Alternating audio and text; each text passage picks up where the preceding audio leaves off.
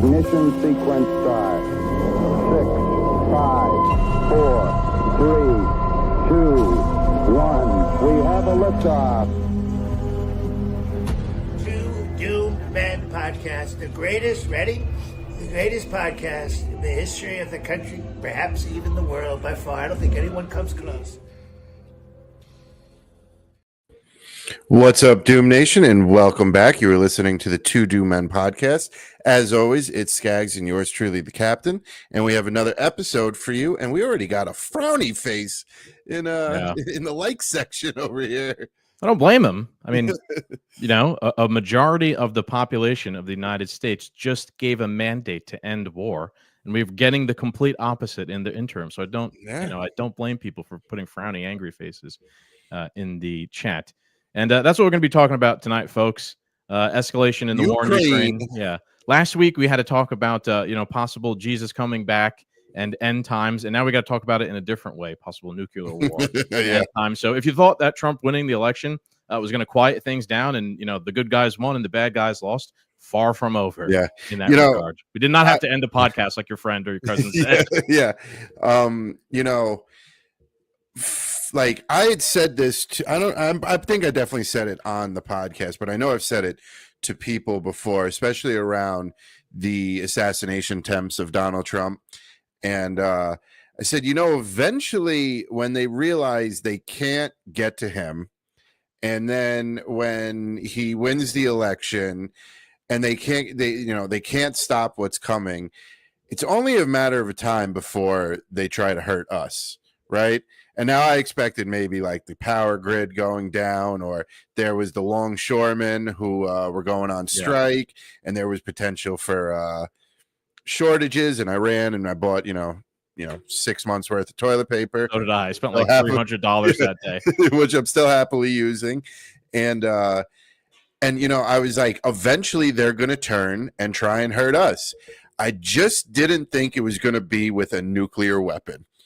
Yeah, or the possibility of a weapon. Yeah, so we'll break that down in as much detail as we possibly can. As you know, the Two Doom Men like to focus on shit that matters, not shit that doesn't matter, and we'll get into a little bit of that later as well. Yeah, that's probably one of the more interesting aspects that I'm excited to talk about tonight. All right, fair enough. I thought we could also begin by just shouting out our buddy Scott Horton, whose book Provoked just came out this week. It's called Provoked: How Washington Started the New Cold War with Russia and the Catastrophe in Ukraine. And I mean, look how big this fucking thing is. Majority of it, all those pages with you must be stuck together already. Oh, I haven't had a chance to even open it yet, dude. But good joke there, buddy. The thing with Scott Horton, obviously, if you like history, if you like kind of fall of the Soviet Union, leading into modern day, I think this is going to be the tell-all on the entire thing, like documented with absolute precision and receipts and notes. It's got footnotes. Everything is cited. So there's no like, he's making it up. Well, everything is literally cited. I think half of the book is literally him citing his works. Footnotes, so no one can, say that it's BS. I was listening to Dave Smith's latest podcast, and he said, the next time you argue with somebody about like Ukraine or like Iraq, just throw this book on the table and say, done. Just done. hand them the book. Yeah, that's funny. So we'll see. We actually reached out to Scott and did a little talk with him. So we're trying to get him on the podcast, although I'm sure he is a little bit busy for the likes of the captain and I, but we will see. We're trying to get him on to talk about the book. If you are watching on Instagram, I'm ending that live now. I don't want to give Instagram too much time on the live because they suck. Go over and watch us on the other stuff that we're always on. So goodbye. Just not kicked because we've been kicked from there again. Yeah, I don't know. That's not working. Yeah, the kick is not working anymore. I actually spent some time earlier today too, Cap. I told you fixing things. I did fix the stream for kick, but it says it's not working now again. So I don't know. I have to get Chris on the case on that one. So let's jump into it, man, because things are dire in the world as they always are. And just because another shout out to Scott Horton, I thought we could go to antiwar.com to get the story on this one. Because it'd give probably the most unbiased, anti-war bias, but in terms of corporate press, the most unbiased take on exactly what's going on. And it actually does give a little bit more than I read in the corporate press articles as well. So Ukraine fires U.S.-provided ATACMS into Russia in major escalation. On the same day, Putin formally updated Russia's nuclear doctrine in direct response to Biden, authorizing long-range strikes on Russian territory. Ukraine has fired U.S.-provided Army tactical missile systems, ATACMS, into Russia's Bryansk Oblast, marking a major escalation, blah, blah, blah. The escalation came as Putin formalized changes to Russia's nuclear doctrine that lowered the threshold for the use of nuclear weapons, a step he took in direct response to President Biden authorizing Ukraine to use ATACMS, which have a range of about 190 miles in strikes deep inside Russia. The Russian Defense Ministry said in a statement that Ukraine fired 6 ATACMS into Bryansk at 3:25 a.m. this morning. The enemy struck a site on the territory of the Bryansk region with 6 ballistic missiles. According to confirmed data, U.S.-made ATACMS tactical missiles were used as a result of the anti-missile battle. 5 missiles were shot down, and 1 was damaged by crews of S-400 and Pantsir missile defense systems, the ministry said. So, real quick there. Sorry. I got like the military flying out of my window over here. That's it. They're coming for you, Captain. Yeah. ATACMS are coming in your window. There's a little news in there as well. You're kind of seeing how, like some of our best U.S. technology does up against the Russians. And, it works, but it's not like it's impossible for them to shoot down. So when you compare, like, remember how we compared we talked about a couple of weeks ago, Hezbollah was absolutely defenseless in the face of the Israeli attacks. They couldn't defend themselves whatsoever. Right. Russia can, to some extent or another, against some of our technology. What are you going to say? Go ahead. We're going to get into this, and I don't want to start jumping around, but like Zelensky had to order those missiles to be launched, correct? I mean, he's always in the camo and the military gear, and like it makes him seem like he's on the front lines, even though we know he's not. But like, it's just such a strange like chain of events. Trump wins the election. Putin reaches out. Yeah, there'll be peace talks. Zelensky openly says, I'm ready for peace talks. Biden invites Trump over to the White House. It's all smiles. Hey, man, we're going to be united, blah, blah, blah. And then Biden allows this long-range missiles, and then they fire him. So, like, is it Zelensky giving the order to fire him? Because just a week ago, Zelensky was like, yeah, Mr. Trump, President Trump, we'll talk, and we're down for peace, and this administration is interested in peace. But if they're going to give us the okay to launch missiles, I guess we got it. Like, is he just doing it for the sake? Like, that's a good question, right? Who's giving the order? Yes. Now Biden's giving the permission. Yes. But who's pushing the button and who's giving the order? I have a little bit more on that in a little bit here. Let's keep reading because there's some more information that I didn't know when me and the captain and Garrett were always talking. Some of the stuff I didn't know while we were talking, so I didn't share this with you guys yet. The ministry said missile debris fell on the territory of a military site, causing a fire, but no damage or casualties were reported. Sergei Lavrov said the attack shows that the West seeks escalation, pointing to the fact that Ukraine cannot fire ATACMS without U.S.-provided intelligence. The fact that multiple ATACMS were used last night against the Bryansk region signals that they want escalation. You see, it's impossible to use these high-tech missiles without the Americans. And Putin has repeatedly said this, Lavrov said. Lavrov also said that he hopes Ukraine's Western backers read Russia's new nuclear doctrine, which considers an attack by a non-nuclear armed state that's supported by a nuclear armed power as a joint attack. The doctrine allows the use of nuclear weapons in response to a conventional attack against Russia or Belarus if it is deemed a critical threat to Russia's sovereignty. The nuclear doctrine states that Russia's nuclear deterrence is aimed at a potential adversary, which may encompass individual countries and military alliances, blocs, unions that regard Russia as a potential enemy and possess nuclear and or other weapons of mass destruction or have substantial combat capabilities of general purpose forces. In a sense, Vladimir Putin has written his entire nuclear doctrine just completely describing the war in Ukraine and NATO without naming these things in it. But that's exactly what he's talking about. Military bloc, that's NATO. right? A nuclear armed power, America, acting through Ukraine, another in yeah. a proxy Ukraine. It's all written there. So in a sense, Vladimir now. I don't know. I see that at the end of the day, is like he's just writing a piece of paper, giving himself authority to do what he would have did anyway. But he's trying to send a message by doing that, and it's a dangerous message. He's basically saying, "Hey, fuck around and find out. I'm now writing myself a permission slip to use nukes if you don't even use nukes against us." Yeah, and I'm not a Putin sympathizer, but I don't blame him. You have a clearly senile, lame duck president with minutes left on the clock, allowing Ukraine to shoot these missiles. And what I found most interesting about what you read is that you need American intelligence to fire these. Right. So, I mean, are there American soldiers on boots on the ground? Because when you said that, it kind of clicked. Is Zelensky giving the order to shoot these missiles? You need an American to shoot these missiles. I'm going to go ahead and say this is like Americans working, quote unquote, as Ukrainian soldiers to shoot missiles into Russia to escalate war. Yeah, that's the most interesting part about this and about the ATACMS platform in general. I'm just using this tweet as kind of some context of things I've seen previously. And this guy, Darren Galb, says, the ATACMS missiles need constant course correction done manually by an operator with U.S. NatSec access codes. The U.S. isn't giving that up to Ukraine. Secondly, ATACMS uses geospatial intelligence during flight for target acquisition and slight adjustments. It also uses U.S. and NATO sat links for real-time targeting.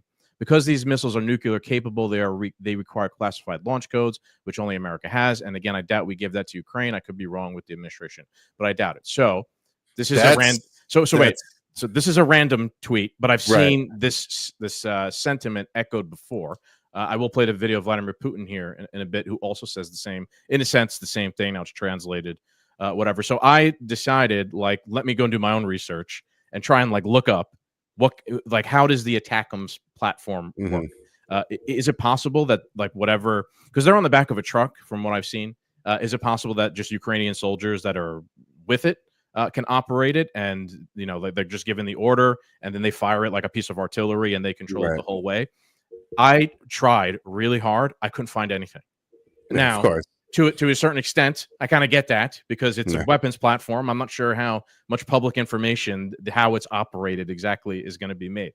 So I can't confirm or deny how exactly it works. If there are Americans kind of behind the keyboard of operating the ATACMS when the Ukrainians are launching them into Russia. But that is like the meat and potatoes of it, right? If that is the case, if that is how it actually operates, then we have American soldiers, right, controlling ballistic missiles being launched into Russia. I wouldn't say American soldiers, but some black ops operative. Yeah, somebody in the Pentagon, perhaps. And again, I don't know if that's true or not. I'm not saying it is. We could be completely wrong. That might not be the case, but regardless of whatever, I'll play it here for everybody in a second. That's how Russia perceives the way they works. And I've said before on the show, kind of doesn't fucking matter what the truth is. It just matters how your enemies perceive whatever it is you are doing to them. So I think, Captain, we played this way back in the day. I think this was back in June. I think we played this at the time. This was... I remember old Vladdy, but let's play it. It was Putin back in June. There is an attempt to substitute concepts, because we are not talking about allowing or forbidding the Kiev regime to strike our territory. It already does that with the help of drones and other means. But when we are talking about the use of precision weapons, long-range Western-made weapons, it is a completely different story. The fact is that I have already mentioned this, and any experts will confirm it, both in our country and in the West. The Ukrainian army is incapable of striking with modern Western-made long-range precision systems. It can only do that by using intelligence from satellites, which Ukraine does not have. They get the data only from EU satellites or from the United States. In general, from NATO satellites. That's the first thing. The second and very important thing, maybe the key one, is that the flight missions in these missile systems can, in fact, be inputted only by NATO military personnel. Ukrainian servicemen cannot do this. So it's not a question of allowing the Ukrainian regime to strike Russia with these weapons or not. It is a question of deciding whether or not a NATO country could be directly involved in a military conflict. If this decision is made, it will mean nothing else but the direct participation of NATO countries, the United States, European countries in the war in Ukraine. This is their direct participation. And this already, of course, significantly changes the very essence, the very nature of the conflict. It will mean that NATO countries, the United States, European countries are at war with Russia. And if that is the case, then having in mind the change in the very essence of this conflict, we will take appropriate decisions based on the threats that will be presented to us. Okay, so that was like 6 months ago or so. I think worth noting there is that he didn't lie. Right. This did happen. I'm not saying he didn't lie. I'm not saying he's not lying about like the logistics of how it works. But he didn't lie in the sense of he said that this could happen. This now did happen, and he said he would take appropriate measures. And he updated his nuclear. He updated his nuclear. Doctrine. The thing that I hate most, especially with, I'm going to go ahead and call it American culture because, I mean, we could even go back. We had that episode about the guy on Tucker Carlson talking about, Hitler's perspective and Winston Churchill and stuff. Putin outright said, like, don't do this. Like, if you do something like this, we're fully prepared to retaliate and go to war. Nobody in America sees that. Nobody in America hears this speech. No media company promotes this. Then we go in there and we do exactly what Putin says not to do. And then let's say he eventually does retaliate. He's only painted as the bad guy. Like, we did absolutely nothing to antagonize this, this retaliation. He just did it because he's the next Soviet Union Hitler. And with simple research and listening, one thing that I've found out, because ever since Trump won the election and people bitching and moaning and stuff, I always point back, go listen to the Joe Rogan podcast. Just go because they, and the new thing is, well, we don't have a Joe Rogan. Joe Rogan was Democrat right up until you pushed him out of the party. He's not a Democrat because he spoke to Trump. And people are like, no, I don't even want to listen to him anymore because he spoke to Trump.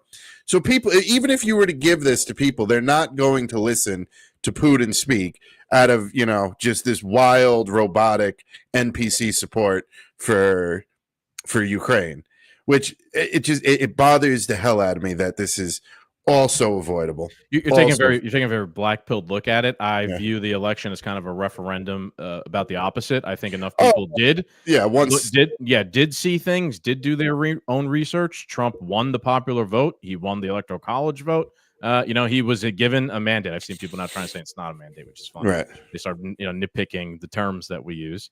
And I just want to make the point that obviously that's optimistic to me. That doesn't mean that every single person feels that way, but a majority do.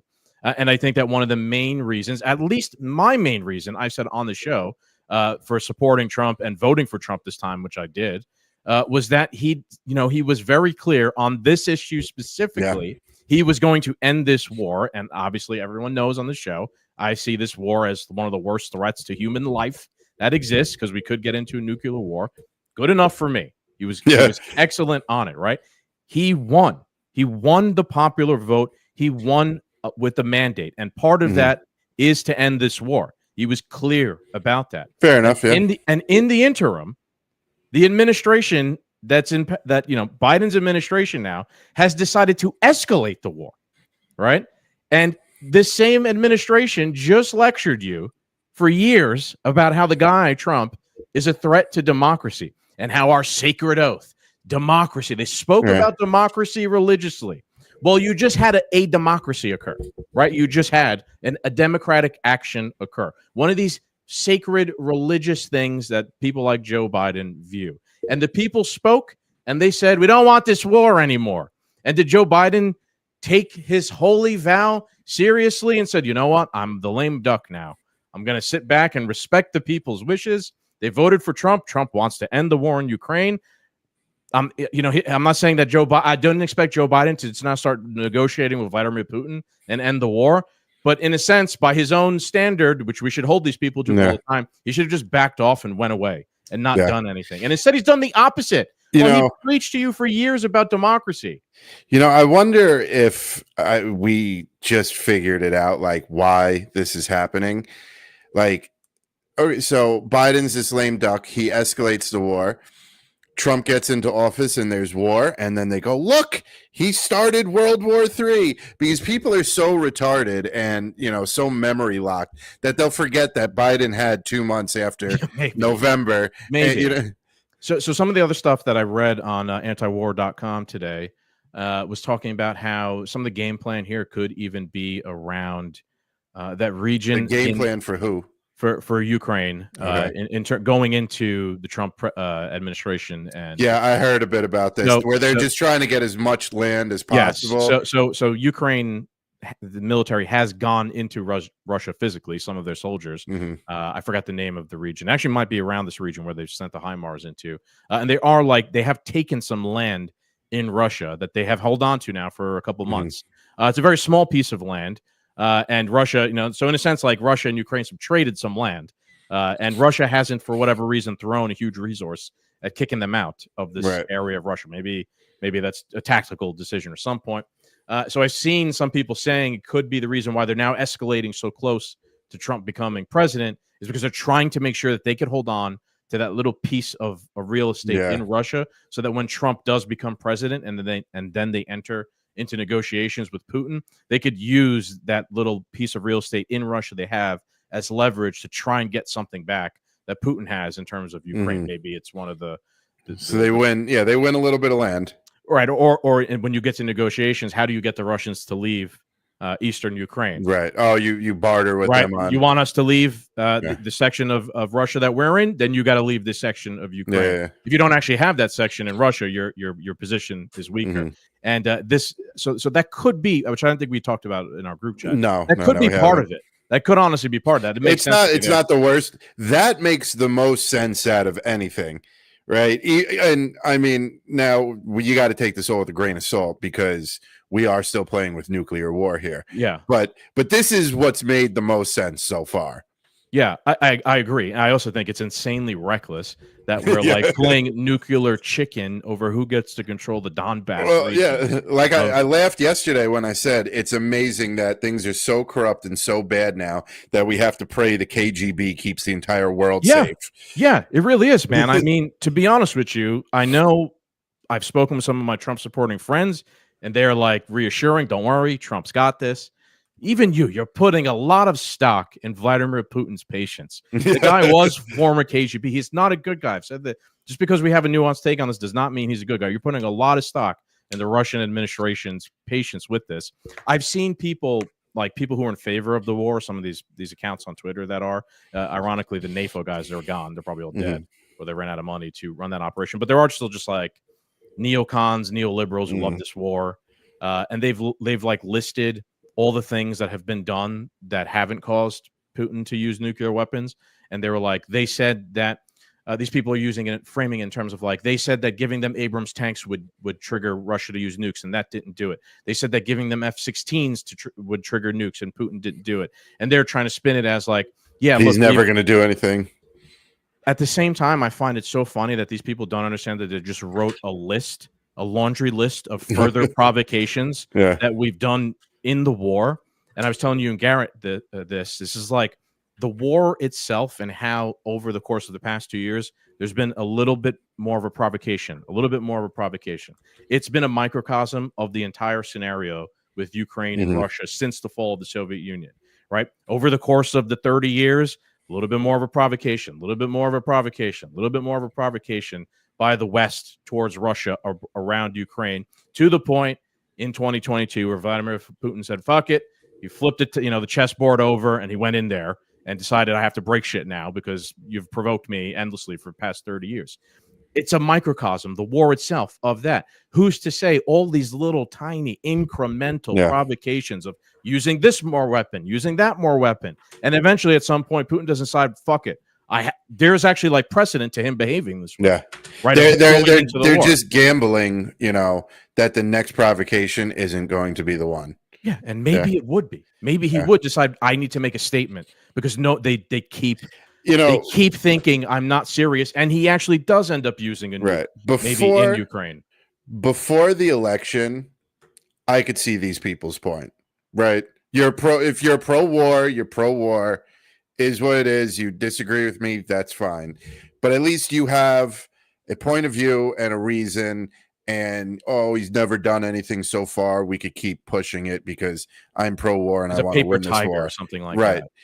But now that like the election's over and Kamala didn't win, it's wild to still be pushing this because in 2 months, like you're still supporting pushing a dead cause at this point, right? Like I like, as far as I'm concerned, and I don't know if we're going to talk about this later or not, but like the second like Congress announced that every spare dollar they have is going to be put into a package to be sent to Ukraine, they did.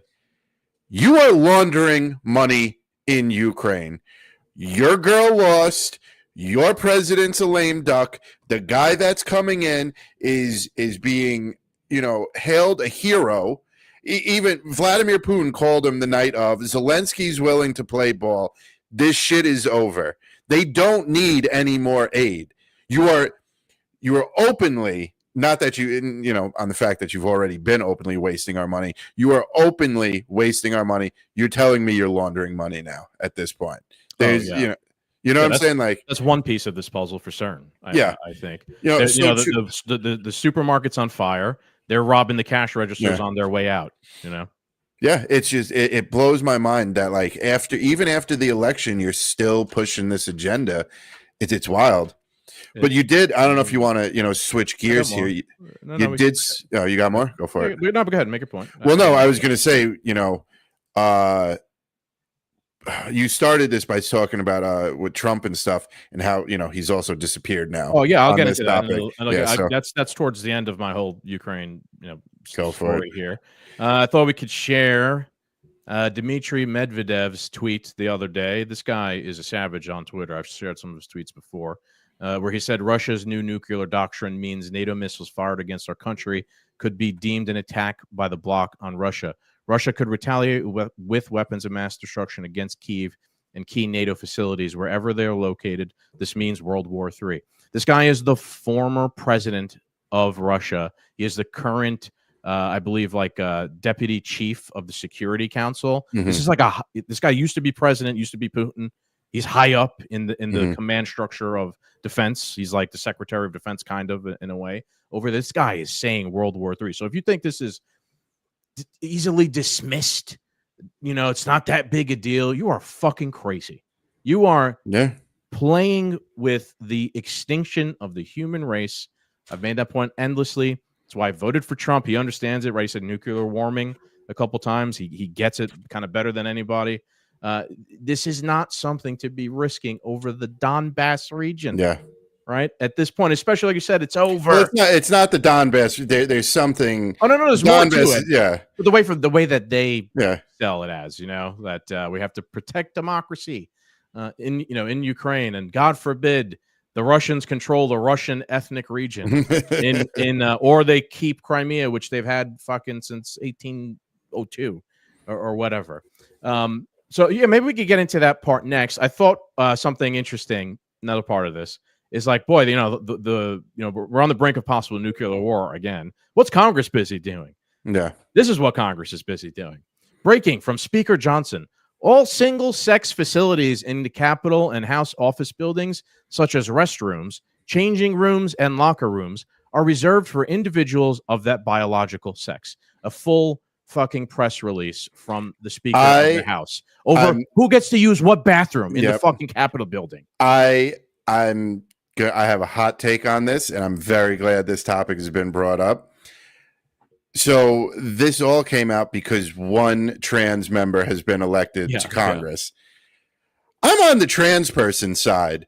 It's one trans person in Capitol. You were so woke and virtuous that you made all the bathrooms unisex and we're trans positive, all this stuff. Now, I don't work at Capitol Hill. I don't work or live in DC. Make all the bathrooms trans bathrooms. I don't care. It doesn't affect me, right?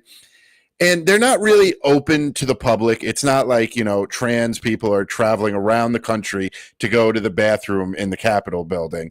It's one trans person, and here's the government making it difficult for them. I'm on his, her, Sure. whatever. I don't know what their pronoun is. Yeah. Their side. That's who, Whatever you say, Cap. Ron Filipowski, I loathe this guy. I tweeted, he is a wretch on Twitter. He is your quintessential shit lib. Tweeted, Nancy Mace has now posted 262 times on X in the last 36 hours about the bathroom. Nancy Mace is a Republican kind of leading the charge on this bathroom thing. I loathe Filipowski, but that's a great point, or at least a great observation that he made. We are on the brink of nuclear extermination, and they're concentrated on transgender bathrooms in the Capitol building, not the country or anything, just in the Capitol building. I think, Cap, I feel like we've turned the page on the woke stuff, and it lost. It's over. With Trump winning, it's been rebuked. We pray, right. I feel like it does, at least culturally. Culturally, but here we are, one of the most pressing concerns that the human race could be facing, and there's still the Republicans. The Republicans are pivoting back instead to woke stuff or fighting woke stuff. This is why I mentioned earlier to us, I was like, I wonder if we're just being gaslit and we're completely delusional. Maybe there is no nuclear threat and we're just the only ones that think this. They're so illogical, that they actually, to the point where they make you question your own sanity. Right? I look at this again. I look at this and I'm like, this is your fucking priority right now. After you just won, you just put your flag in the ground. So I know we take the House, the Senate, the presidency, everything. Let's worry about who's shitting where. It's crazy. It really is. So let's get on to kind of the next part of this whole thing, which I can't believe to some extent or another. I know me and you talked about this, Captain. I'll preface it with a tweet from Tucker Carlson. Love Tucker Carlson. I will say that I've grown to love Tucker Carlson more than I ever have. One of the most influential people politically on me the last 2 years or so. Tucker Carlson says more so than Bernie Sanders. Yeah, Bernie Sanders. Tuck. A lame duck president just started a hot war with the world's most dangerous country. All of us are very close to being killed. Yet somehow the Republican Speaker of the House hasn't even mentioned it in public or in the leadership meetings. What is going on? So yes, Mike Johnson hasn't mentioned it. Like I just showed you all. What is he worried about? He's worried about transgender banders. Excuse me, sorry. But I made another observation that somehow I seem to be the only person that's made this observation. This has been the biggest shock to me of all this. President-elect Donald Trump has not said a word about this either. Today. There's the old video that everybody's referencing, which me and you say doesn't count. We're Trump guys here. We voted for Trump, but he's got to come out and say something. I've been scouring his Truth Social account. So nothing on it. Yep. I'm trying to hold myself on it, keep myself honest here. I literally have been refreshing his, just like you probably have, his Truth Social over and over again the past 4 days to make sure that I'm not criticizing for something that he has that's not fair. Right, we missed something, right? Right. I haven't seen it. I've not seen it. Even this morning when we spoke about this, I even went a step further and I started reading through the comments to see if people in the comments, a lot of times you'll see on Twitter, one of these politicians will be talking about, transgendered bathrooms and there'll be people screaming in the comments no, focus on this. People on Truth aren't even talking about this in the comments. You're not seeing it on Twitter. I don't know what's reality anymore. Yeah. I do see people within Trump's orbit, Trump supporters, influencers, outraged about what's going on with Ukraine, saying this is crazy. We don't want World War III.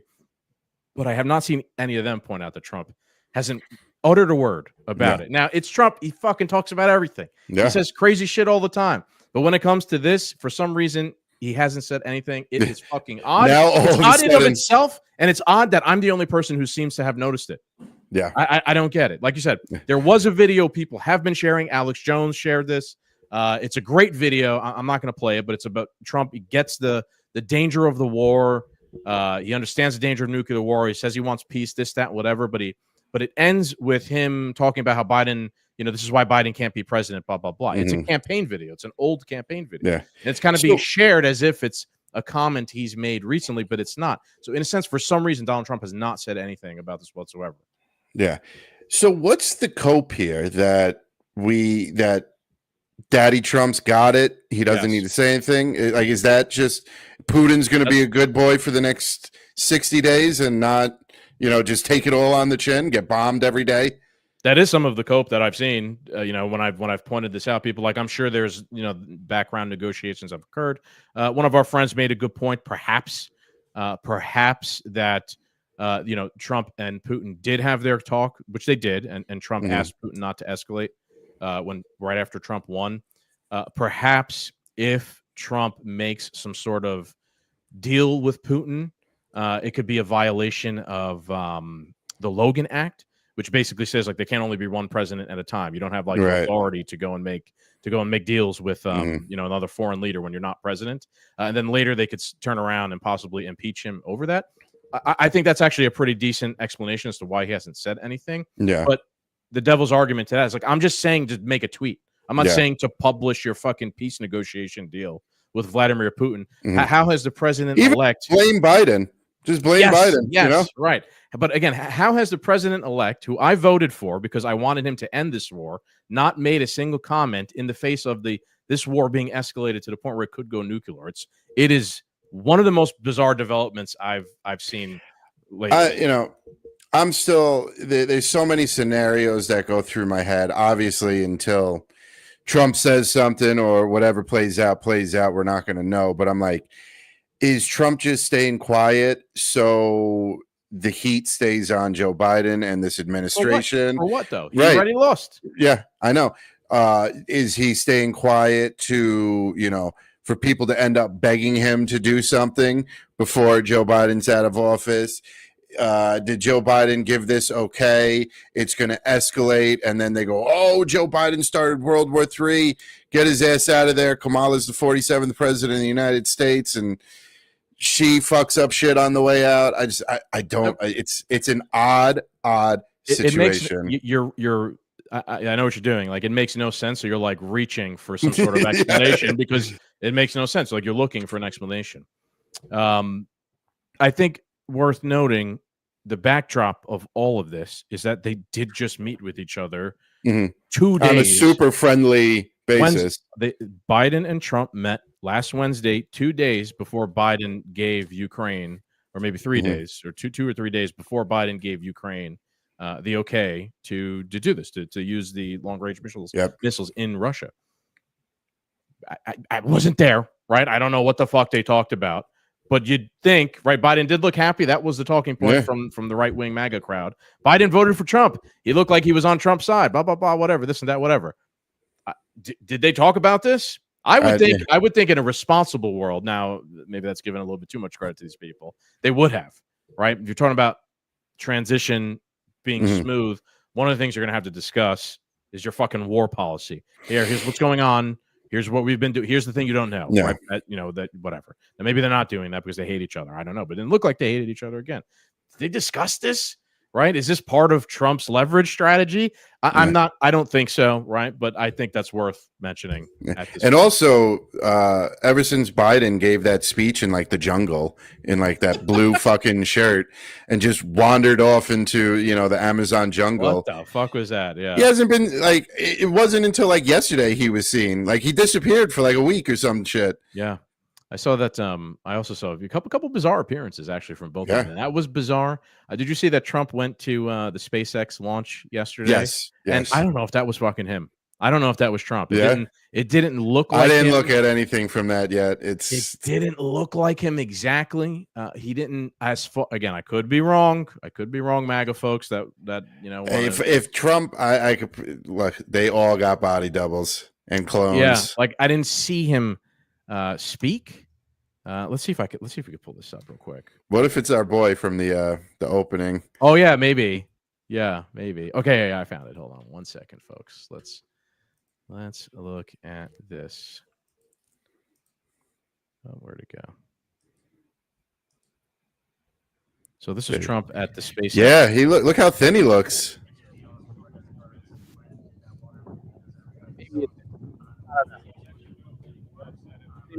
Strange. Did he just lose a ton of weight? Where's all the fat in his face? Looks a little bit more orange than normal. Maybe it's the red hat. I didn't really see him give much of a press conference. I don't know. Maybe I don't want to waste too much time on that, but it's odd. It doesn't really mean much. It could be they literally just using a body double trying to protect him between now and then, because you never know. It might be another fucking assassination attempt. I'd count on that. Yeah.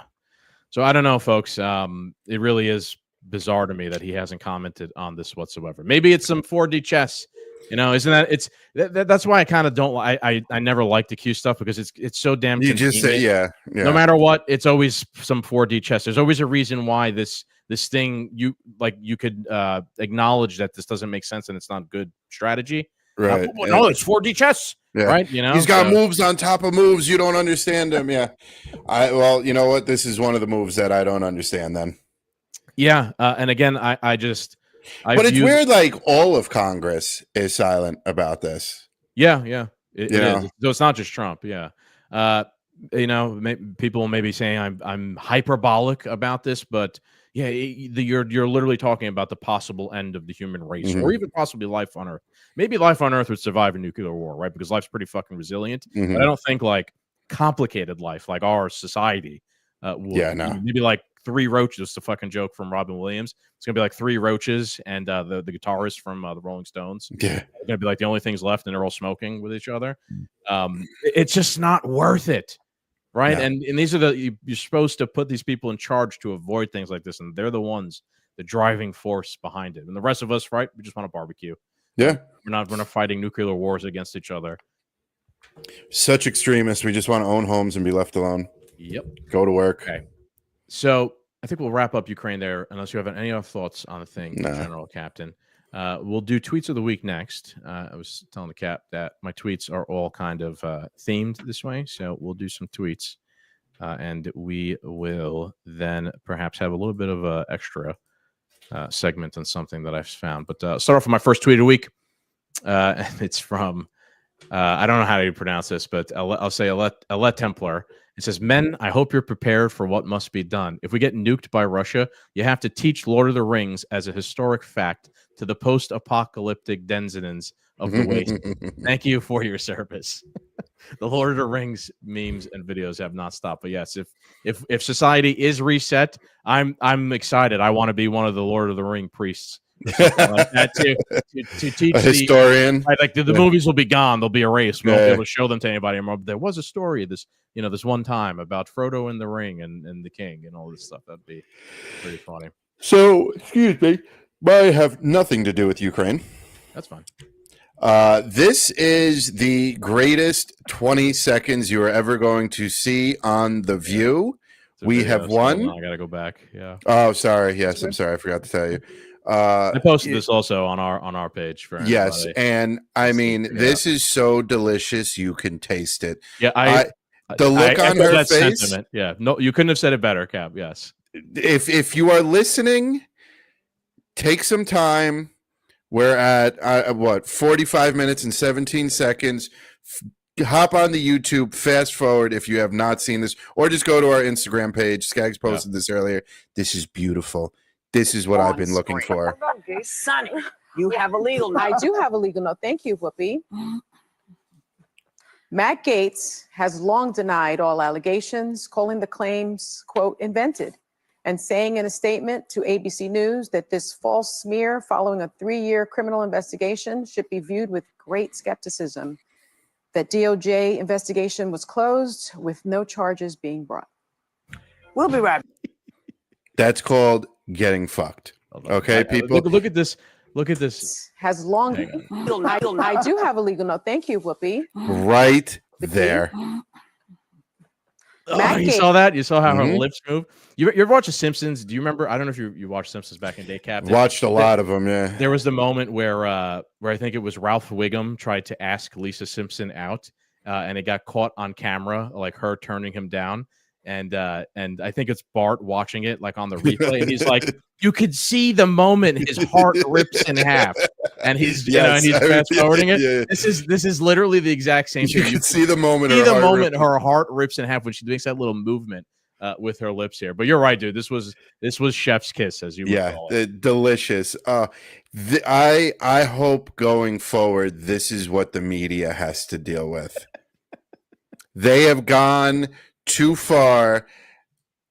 I've had a bloodlust since the election, and if we could take that out on media pundits like people in The View, hell yeah, let's do it. Just by laughing at them, Captain Means, by the way, YouTube. Just to be yes, no actual blood will be shed. Yes, just a turn of phrase. Yeah, and if anybody wants a full context of that, she made an accusation against Matt Gaetz, who, boy, the full court press is out to ruin Matt Gaetz because he's going to be. He's going to be in a dangerous position. Yeah, he's going to rattle the cages. We are the disruptors. Yeah, so the full court press. I got to be honest with you, I don't know how he's going to survive it. We'll see. That'll be that's a future battle that we'll be covering his confirmation hearings if we make it that far. So my next tweet is related. All my tweets are related to the war in Ukraine tonight, folks. And this is by Vigilant Vet. He's replying to something, and he says, "What can go wrong?" And it's two guys fishing, and there's nuclear war happening in the background. He goes, "I'll tell you what this means, Norm. No size restrictions. Screw the limit." And you know what? If they lived, they'd probably still get tickets. Right? They probably still get ticketed. Yeah. It's obviously there's some humor there. I also think it's a really smart like comic or joke. It kind of puts into perspective what really matters, which seems to be lacking here, right? Where like the same state that will enforce the size restrictions and limit, catch limits on people fishing, is the same state that is, in a sense, carrying out our possible our demise as part of their policy. It's a really smart. I wonder if just there's such this lackadaisical take on our potential nuclear destruction, just because like the election's over, people are tired. They just announced, aliens are real and they're in our ocean, and nobody gave a shit. We all got to go to work tomorrow. You know what I mean? Like, I wonder if just like people are just so like numb to the emergencies anymore that they're just COVID like, yeah. I think COVID probably plays a little bit into that as well. People, went so crazy with it, they now dismiss. But that doesn't mean that there aren't actual grave threats to humanity or emergencies. That's a really dumb way to think. If that's the way you think, like, oh no, nothing's real now. You've now just become the inverse of what the idiots during COVID were doing, which I don't think is smart. So here's the captain's next. Another video. Yeah, I got you. The dance that is taking the nation. A lot of fans across the globe. Trump's dancers were on show throughout. Yeah, this is going to get us. It's going to get us in trouble on YouTube for the music. But the Trump salsa dance or whatever it is has become popular. I'm glad you picked this, Cap, because it's an example of culture. Yeah, right? And like how a cultural. This is why I go back to before. Like the woke shit's done. Stop fucking harping on that, right? Like, look. You have a cultural kind of like people are now exhaling and being themselves, however it's expressing themselves, what they think, whereas probably didn't want to do it. What amazes me the most is how fast-tracked culture is changing. It's just like overnight, like woke shit's going away. It's cool to say you like Trump. You know what I mean? Like it's pretty impressive, like how fast this is actually moving. I don't think you were still around on our 7 fucking hour stream. But at one point, me and Chris were talking kind of about that. And I did use the example of the Soviet Union, how it was the biggest, baddest, evil empire that existed. And then in one day, it didn't exist anymore. It just disappeared, Yeah, and if you ever are black-pilled, that is a great thing you should always keep in your mind. Like, that could just happen. Now it's obviously not exactly an apples to apples comparison there. Right. But you kind of just made that example. Look how quickly everything just changed. In a week, almost 2 weeks now, Trump is positive, is the main character again, sweeping the nation. Yeah. If you're ever feeling, hopeless or black-pilled, that is something to always keep in the back of your mind. My last tweet is by Jarvis Best. Biden, I'm going to authorize missile strikes in Russian territory. Putin, okay, then I'm going to use nukes. Biden, LMAO, I got like 2 days left. I don't care. Wanders off into the rainforest. Media, Joe Scarborough had coffee with Trump. Is he the new Hitler? X, that ring girl from the Tyson fight has huge tits. That was what everyone was fucking focused. That's what it described the last 5 days of the news cycle. This guy should be a historian. Yeah. This is what took place. Yeah, literally. Again, so while I made the point that on Twitter there seems to be a lack of enthusiasm and coverage of the whole nuclear war thing, people were focused on the ring girl's tits from the Tyson fight, but the corporate press, the media, huge story was that Joe Scarborough and Mika Brzezinski decided to meet with Trump, and who gives a fuck? Yeah. What does that mean at all for anything? It doesn't mean anything. They're just two people that are going to interview him or something. Who gives a fuck? Two people that don't want to lose their job. My God, man. They're just the fucking lack of IQ. So I'll be honest with you, like Trump shouldn't have even taken the meeting. So I'm going to get fucked. Yeah. I won, you lost, but that's not his thing. Okay. We got 8 minutes left. We got I think we got one more topic. So are we just not going to talk through this so YouTube can't hold us accountable? You can. Accountable for it? You can. We'll see how it goes. But I came across a video of a podcast by Dana Parrish, and she had on the former head, the chair of the CDC, Robert Redford, to talk about that good old thing that we used to talk about all the time, COVID, which we got in all out sorts of trouble about all the time. So again, this is the guy who was in charge of the CDC at the time the pandemic of COVID occurred. Yes. This is not a two-do-men opinion. This is the ex-head of the CDC, ex-chair. This is the science. This is a guy who represented, at least, the science, and he's talking about the whole thing. It's about 3 minutes. I'm going to play this, and then I think, Captain, we said me and you were just out. We just bounced. Yes. After that. YouTube, we are following the science. We are not spreading disinformation. Yeah. This is your guy, and he is our guy. Yeah. Let it rip. Let's hear what the former head of the CDC had to say. You were just asking me, how I think that this virus was engineered. I think it was intentionally engineered as a part of a biodefense program. What was the U.S. role in that? I think it was substantial. And this is why, when you look at the accountability for China, their accountability is not in the lab work and the creation of the virus. Their accountability is not following the international health regulations after they realized that they had a problem, and allowing people like me at CDC to come in and to help them within 48 hours like they were obligated to based on the treaty. But the U.S. role was substantial. One is they funded the research, both from NIH, the State Department, USAID, and the Defense Department. All four of those agencies helped fund this research. Secondly, the scientific mastermind behind this research is a guy named Ralph Barrick at the University of North Carolina. And he was very involved in this research. I think he probably helped create some of the original viral lines, but I can't prove that. But he was very involved. And some have said that they are concerned that it was actually developed here and China was framed. Is that possible? Well, I don't know if they were framed, but I think there is a real possibility that the virus birthplace was Chapel Hill. And I do think, you see how emotional Tony Fauci gets when Rand Paul asks him a question. Yeah. He says, "You're accusing me of killing 4 million people." Rand wanted to come back and say, "No, I'm accusing you of killing 20 million people." Yeah. Well, I think it's important to clarify Tony Fauci's role in supporting. I mean, he's, in my view, one of the biggest proponents and funders of gain of function research. Yeah, no, he's the poster boy. I've fought him since 2012 on this issue. He's the poster boy of gain of function research. How does he have so much power? Because he owned all the money for research. I mean, he had billions and billions of dollars. Plus, you may know in 2002, 2003, Dick Cheney decided the United States needed a much more aggressive biodefense program.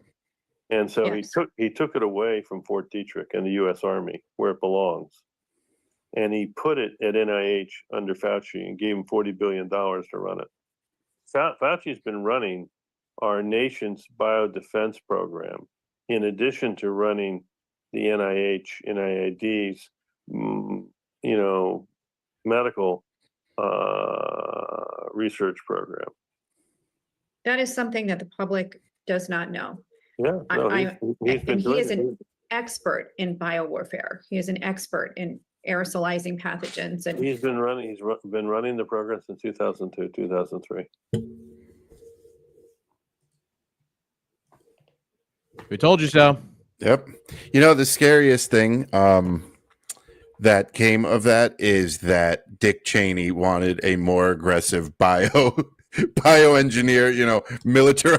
I can't imagine what Dick Cheney was cooking up in his fat skull, thinking, "Oh, we could attack them biologically." He must have been rock solid. These guys might as well be living at the top of Barad-dûr with Sauron's eye. Yeah. Some of these guys, like, they must have a penthouse up there in the Dark Tower. Count Dracula's castle in Transylvania. Yeah, that's Count Dracula's not a bad dude compared to these guys. Put it that way. Yeah. All All right, Doom Nation. Anything else, Scagz? Nope. Nope. All right, Doom Nation. Thank you guys for listening to the Two Doom Men podcast. We hope you guys enjoyed this episode. Like we said, stay tuned. We are trying to get Scott Hall to come on and talk about his new book, Provoked. So hopefully that should be coming soon. We will be back next week. Adios. Yes. Adios. Like, share, and subscribe.